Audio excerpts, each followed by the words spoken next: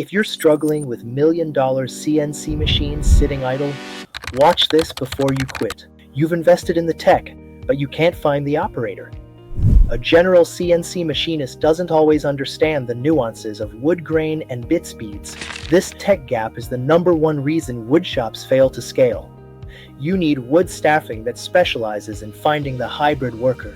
Part tech wizard, part traditional woodworker. Get your machines running again. Find specialists at woodjobs.com.